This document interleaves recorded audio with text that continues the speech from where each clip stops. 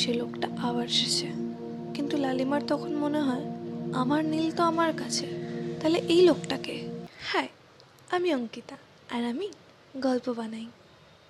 লালিমা অফিসে জানলা দিয়ে নীলকে দেখার পর নিজের চোখটা রোগড়ে পরিষ্কার করে আবার দেখার চেষ্টা করে। কই, কেউ নেই তো।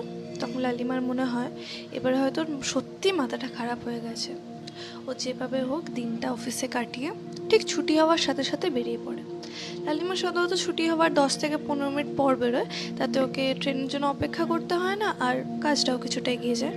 কিন্তু আজকে ওর কোনো মতেই যেহেতু কাজে মন বসছে না, ও ঠিক ছুটি হওয়ার সাথে সাথেই বেরিয়ে পড়ে।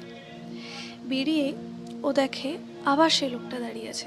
ও চমকে দুপা পিছিয়ে যায়, কিন্তু এবারে লোকটার হাতে একটা সূর্যমুখী ফুলের বুকে।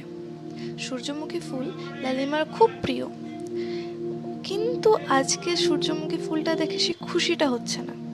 ওর যেন একটা চাপা আতঙ্ক সৃষ্টি হচ্ছে। ও ঠিক করলো আর কোনো রেসপন্স না করে চুপচাপ এগিয়ে যাবে। ও এগোতে শুরু করলো, আর চোখে দেখলো লোকটা এবারে উধাও হয়নি, এখনও দাঁড়িয়ে আছে। কিন্তু ও কিন্তু সাড়া না দিয়ে এগিয়ে গেল। হঠাৎ শুনতে পেল একটা ডাক, লাল, কোথায় যাচ্ছ? লালিমা চমকে যায়, এটা তো নীলের গলা, আর লালিমাকে লাল বলে একমাত্র নীলই ডাকে। তখন লালিমার মনে হলো আজ হয়তো চোখের সাথে কানটাও গেছে। ও আবার এগোতে শুরু করে, আবার ডাকটা শোনা গেল, লাল, কোথায় যাচ্ছ? তখন লালিমা মনে হয় না এতটা ভুল হতে পারে না। ও এবার ঘুরে তাকায়, ঘুরে দেখে নীল নিজের বুকের মধ্যে সূর্যমুখী ফুলগুলোকে চেপে ধরে লালিমার দিকে ছুটে আসছে। তখন লালিমার মনে হয় না এতটা ভুল হবে না, এটা আমারই নীল।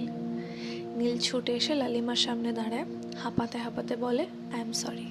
আসলে আজ নীলের কথাটা শেষ হওয়ার আগেই লালিমা ওকে জড়িয়ে ধরে হাঁ হাঁ করে কাঁদতে শুরু করে। এমন সময় নীল ওকে বলে, কি হয়েছে? লালিমা তখন ওকে কি হয়েছে বলতে যাবে, এমন সময় দেখে